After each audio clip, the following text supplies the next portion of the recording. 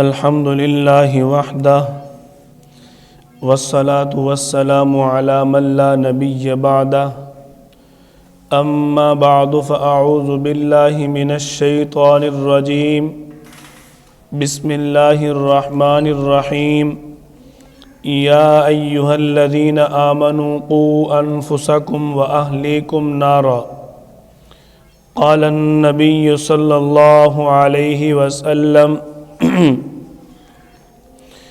المرء مع من أحب إليك أو كما قال صلى الله عليه وسلم صدق الله وصدق رسوله النبي الكريم اللهم صل على محمد وعلى آل محمد كما صليت على إبراهيم وعلى آل إبراهيم إنك حميد مجيد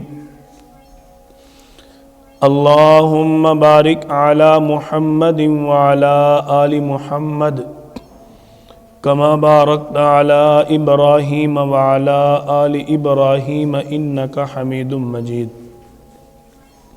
بحمد الله تعالى بفضل الله تعالى ہم سب مسلمان ہیں۔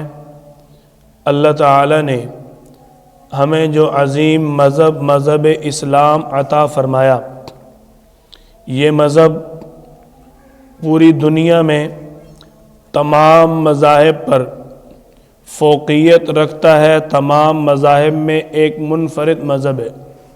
دنیا میں جتنے بھی مذاہب ہیں، کسی بھی مذہب نے اپنے لوگوں کی تربیت، ان کی فطرت، ان کی اصلاح کی فکر نہیں کی۔ زیادہ مذاہب کے لوگ اپنے لوگوں پر معاشی محنت کرتے ہیں، تجارت میں مضبوط کرتے ہیں، لیکن اپنے لوگوں کو اصلاح کی طرف، تربیت کی طرف اور ایک اچھے معاشرے کی محنت کی طرف تبلیغ نہیں کرتے۔ اللہ تعالی نے جو ہمیں مذہب عطا فرمایا، یہ وہ مذہب اسلام ہے کہ اس مذہب کی یہ خصوصیت ہے کہ اس مذہب میں اللہ تعالی نے جہاں معاشی ضرورت کو اپنے لوگوں کے لیے انتظام کیا، جہاں اللہ تعالی نے اپنے بندے کی دیگر ضروریات کا انتظام فرمایا، جیسا کہ اللہ تعالی نے حضرت ابراہیم علیہ السلام کو جب بیت اللہ کو تعمیر کرنے کا حکم دیا تو حضرت ابراہیم علیہ السلام نے اللہ تعالی سے دعا مانگی تھی کہ اے اللہ، مجھے ایک ایسا علاقہ عطا فرما جس کے اندر رزق بھی وافر مقدار میں ہو، جس کی معیشت بھی مضبوط ہو اور اس کے اندر امن ہو۔ اللہ نے جو مذہب اسلام عطا فرمایا، اس میں جس طرح انسان کی معاشی ضروریات پر محنت کی گئی، جس طرح انسان کی بدنی ضروریات پر محنت کی گئی، جس طرح انسان کی عبادات پر محنت کی گئی، اسی طرح انسان کی معاشرت پر بھی محنت کی گئی، انسان کی اصلاح کی بھی فکر کی گئی، انسان کو اپنے اللہ کی طرف متوجہ کیا گیا۔ کسی بھی مذہب نے اس چیز پر محنت نہیں کی کہ وہ لوگوں کو لوگوں کی غلامی سے نکال کر ایک اللہ کی غلامی کی طرف لے آئیں۔ اللہ تعالی نے جو ہمیں مذہب عطا فرمایا، اس مذہب کے اندر بچہ ماں کے پیٹ میں ہوتا ہے، اس دن سے لے کر قبر کی گود، بلکہ حشر اور حشر سے آگے جنت یا جہنم کے فیصلے تک اللہ تعالی نے انسان کے لیے تمام چیزوں کو کھول کھول کر بیان بھی فرمایا اور تمام درمیانی معاملات کو گزارنے کے لیے طریقہ کار، اصول اور قانون، ضوابط بھی اللہ نے بیان فرمائے۔ انہی میں سے ایک ضابطہ کہ جب بچہ پیدا ہو آپ صلی اللہ علیہ وسلم فرماتے ہیں کہ بچہ اپنی فطرت اسلام پر پیدا ہوتا ہے، بچہ اپنی فطرت پر پیدا ہوتا ہے، آگے اس کے والدین اس کو یہودی اور نصرانی بنا دیتے ہیں۔ اگر بچہ مسلمان کے گھر پیدا ہو جائے تو بچہ مسلمان ہوتا ہے۔ مطلب مفہوم اس حدیث مبارکہ کا کہ بچہ تو اپنی فطرت پر پیدا ہوا کہ اس کو اللہ نے پیدا کیا ماں کے پیٹ سے، اب وہ بچہ جب دنیا کے اندر وقت گزارے گا، پروان چڑھے گا، اس بچے کی زندگی کو بدلنے والے اس کے والدین ہیں۔ اللہ تعالی نے قرآن کریم سورۃ التحریم کے اندر فرمایا یا ایھا الذین آمنوا، اے ایمان والو، قوا انفسکم، خود بچو، واہلیکم، اور اپنے گھر والوں کو بچاؤ، نارا وقودھا الناس والحجارہ، ایسی آگ سے جس کے اندر انسان اور پتھروں کا ایندھن ہوگا، ایسی بھڑکنے والی آگ، اس سے اپنے آپ کو اور اپنے گھر والوں کو بچاؤ۔ مذہب اسلام نے انسان کی بھی فکر کی اور انسان کے مستقبل کی بھی فکر کی۔ انسان صاحب زندگی گزاریں گے، کیسے گزارنی ہے یہ بھی اللہ نے بتا دیا، اور آنے والے وقت میں جو اس کی اولاد ہے اس کو کیسے پروان چڑھانا ہے اس کا بھی اللہ تعالی نے بتا دیا۔ حضرت علی رضی اللہ عنہ فرماتے ہیں کہ تم خود بھی دین کی تعلیم حاصل کرو، اپنے بچوں کو بھی دین کی تعلیم سکھاؤ، خود بھی آداب سیکھو اور اپنے بچوں کو بھی آداب سکھاؤ۔ آپ صلی اللہ علیہ وسلم نے جب یہ آیت پڑھی قوا انفسکم واہلیکم نارا، حضرت عمر بن خطاب رضی اللہ عنہ عرض کرتے ہیں یا رسول اللہ، اپنے آپ کو جہنم سے بچانا یہ تو سمجھ میں آ رہا ہے کہ بندہ گناہوں سے بچ جائے، برائی سے بچ جائے، نافرمانی نہ کرے، احکامات کی پابندی کرے تو بندہ آگ سے بچ گیا۔ اپنے گھر والوں کو کیسے بچانا ہے؟ آپ صلی اللہ علیہ وسلم نے فرمایا عمر، جس چیز کا اللہ نے حکم دیا ہے ان کاموں کا اپنے گھر والوں کو حکم دے، جن چیزوں سے اللہ نے منع کیا ہے ان چیزوں سے اپنے گھر والوں کو منع کرے۔ یہی اس آیت کا مفہوم ہے، خود بھی بچے اور گھر والوں کو بھی گناہوں سے بچائے، خود بھی احکامات کی پابندی کرے اور گھر والوں کو بھی احکامات کی پابندی کا حکم دے۔ آپ صلی اللہ علیہ وسلم نے فرمایا کہ جو گھر والا ہے، گھر کا نگران، جس کو راعی کہا جاتا ہے، یہ نہ سوچے کہ میں گھر کا سربراہ ہوں اور میرے سے کوئی سوال جواب نہیں ہے، میں گھر کا سربراہ ہوں، جو چاہے کرتا رہوں اور جو چاہے سکھاتا رہوں، ایسے نہیں ہوگا۔ صحیح بخاری کی روایت ہے، آپ صلی اللہ علیہ وسلم نے فرمایا کہ ہر راعی سے، الرجل الراعی، ہر راعی سے اپنے گھر کے بارے میں سوال کیا جائے گا۔ یہ راعی نگران صاحب میدان حشر میں کھڑے ہوں گے، سوال ہوگا ہاں بھئی اپنے بچے کی کیا تربیت کی تھی؟ وَأْمُرْ أَهْلَكَ بِالصَّلَاةِ، تجھے حکم نہیں دیا تھا اللہ تعالیٰ نے اپنے گھر والوں کو نماز کا حکم دے، وَاسْتَبِرْ عَلَيْهَا، خود بھی اس کی پابندی کر۔ تو اپنے گھر والوں کو، اپنے بچوں کو، اپنی اولاد کو پیسے کے پیچھے دوڑاتا رہا۔ لا نسألک رزقا، ہم نے بتایا نہیں تھا ہم آپ سے رزق کا، پیسے کا سوال نہیں کرتے، نحن نرزقک، بلکہ اللہ تعالیٰ فرمایا رزق تو ہم نے دینا آپ کو، آپ ہمیں پیسہ کما کے دکھا رہے ہو۔ والعاقبۃ للتقوی، متقی اور تقوی والے کے لیے ہی اچھا انجام ہے۔ دیکھو اللہ تعالیٰ نے صاف بات سمجھا دی کہ ہم آپ سے رزق نہیں مانگیں گے، رزق ہم دیں گے، آپ خود بھی نماز کی پابندی کرو، اپنے گھر والوں کو بھی نماز کی پابندی پر لاؤ، آپ کے سارے مسائل حل ہو جائیں گے۔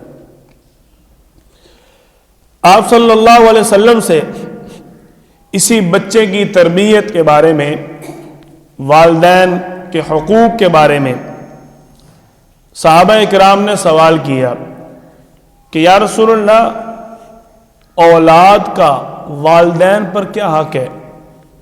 والدین کی کیا ذمہ داری ہے اولاد کے بارے میں؟ آپ صلی اللہ علیہ وسلم نے فرمایا کہ اس کا اچھا نام رکھیں اور اس کی اچھی تربیت کرے۔ ان یحسن اسمہ و یحسن ادبہ، اس کا اچھا نام رکھیں اور اس کی اچھی تربیت کرے۔ یہ والدین کی ذمہ داری ہے۔ ہم یہ نہ سمجھیں کہ بس دنیا جیسے چل رہی ہے یہ ویسے ہی چل رہی ہے۔ یہ ویسے نہیں چل رہی، یہ ایک نظام کے تحت چل رہی ہے، اور اس خالق کے نظام کی ہمیں پابندی کرنی پڑے گی، اس کے احکامات کی پابندی کرنی پڑے گی، اپنی اولاد کی اچھی تربیت کرنی پڑے گی۔ نہیں کرو گے تو پھر وہ راعی نگران سے میدان حشر میں سوال ہونا ہے، تو نے اپنے گھر والوں کی کیا فکر کی تھی؟ حضرت عمر بن ابو سلمہ رضی اللہ تعالیٰ عنہ فرماتے ہیں کہ ایک مرتبہ میں آپ صلی اللہ علیہ وسلم کے ساتھ کھانا کھا رہا تھا۔ آپ صلی اللہ علیہ وسلم نے دیکھا کہ میرا ہاتھ پوری پلیٹ کے اندر گھومتا ہے، کبھی دائیں کبھی بائیں، کبھی جہاں سے دل کرتا ہے ہاتھ اٹھائے کھا لیتا ہوں۔ آپ صلی اللہ علیہ وسلم فرمایا یا غلام سم اللہ، او بچے اللہ کا نام لے، بسم اللہ پڑھ کے کھا، کل بیمینک، دائیں ہاتھ سے کھا، وکل مما یلیک، اپنے آگے سے کھا۔ آپ صلی اللہ علیہ وسلم نے خود بھی بچوں کی تربیت کی ہے، تو یہی تو مذہب اسلام کی خصوصیت ہے۔ دوسرے مذاہب آج خاندانی ماحول سے محروم ہیں۔ کس وجہ سے؟ کیوں پریشان ہے؟ کیونکہ ان کے مذاہب نے ان کی اصلاح کی تربیت کی فکر نہیں کی۔ ان کو معیشت، دولت، پیسہ، کاروبار اور بس اسی چیز کو ان کی زندگی میں رکھا۔ اگر ان کی زندگی میں تبلیغ، اصلاح، معاشرت، خاندان، فیملی سسٹم، پیار محبت، الفت، اخلاقیات، لین دین، رشتہ داریاں، اگر سب کچھ بتایا ہوتا تو آج یورپ کی عورتیں ایک فیملی کو نہ ترستی۔ آج یورپ کی عورتیں، فیملی تو دور کی بات ہے، اپنے خاوند کو ترس رہی ہوتی ہیں۔ جب نظام نہیں ہے نا، جس عورت کا جی چاہے جس مرد کے ساتھ چلی جائے، جس مرد کا جی چاہے جس عورت کے ساتھ چلا جائے، تو فیملی سسٹم ختم ہو گیا نا۔ کیونکہ فیملی سسٹم چلتا ہے جب بیوی کہتی ہے کہ میرے لیے فلاں چیز لے کے آؤ۔ اب خاوند ملازم تو نہیں ہے نا، کیوں لے کے آ رہے ہیں؟ یہ جو اللہ تعالی نے فرمایا وَمِنْ آیَاتِهِ خَلَقَكُمْ أَزْوَاجًا، میری نشانیوں میں سے ہے کہ تم دیکھو نا میں نے تمہیں جوڑا جوڑا پیدا کیا ہے۔ تو جب اللہ تعالی نے یہ مذہب اسلام نے جب یہ نظام پیش کیا، اب خاوند بیوی کی بات سنتا ہے۔ جب اس نظام کو ماننا ہی نہیں ہے تو بیوی کیا اور خاوند کیا؟ پھر تو صرف ایک شہوت اور ہوس پجاری ہوگی، وہ پھر وقتی ہوتا ہے۔ آج پھر ذلت اٹھا رہے، کئی واقعات اس طرح کے آتے ہیں، بیرون ملک سے فلاں عورت آئی اور فلاں لڑکے کے ساتھ شادی کر رہی۔ کیوں؟ وہاں وہ نظام نہیں ہے، سکون نہیں ہے، وہ سسٹم نہیں ہے، وہ اصول اور قانون نہیں ہے جو اسلام نے پیش کیے۔ میں نے پہلے بھی عرض کی، اسلام نے جو اصول اور قانون پیش کیے انسان کی کامیابی اور سکون کے لیے۔ جب بچہ ماں کے پیٹ میں ہوتا ہے، حضرت انسان ابھی ماں کے پیٹ میں ہے، ماں کے پیٹ سے لے کے قبر کی گود، حشر، دنیا ختم ہونے تک، فنا ہونے تک اسلام نے سارے اصول بیان فرمائے۔ کس لیے؟ کہ بندہ جو ہے وہ پرسکون زندگی گزارے، اصول کے ساتھ زندگی گزارے۔ اب جس مذہب کا اصول اور قانون ہی نہ ہو، اس میں سکون کہاں ہوگا؟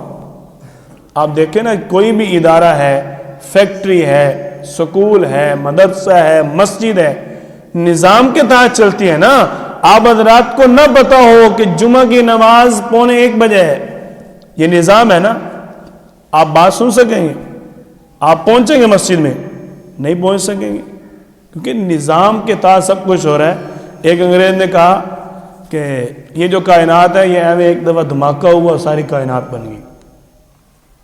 تو آگے سے ایک مسلم سکالر اس نے کہا یہ تو ہم مان لیں گے کہ آپ کہتے ہو کہ کائنات جو ہے وہ دھماکہ ہوا اور ساری خود بخود بن گئی، کوئی بنانے والا نہیں۔ آپ یہ بتاؤ جب دھماکہ ہوتا ہے ہر چیز پورے نظام کے ساتھ اپنی اپنی جگہ پہ فٹ ہوتی ہے؟ کیوں جی؟ جب دھماکہ ہوتا ہے کیا ہر چیز اپنی جگہ پر فٹ ہوتی ہے یا بکھر جاتی ہے؟ بکھر جاتی ہے۔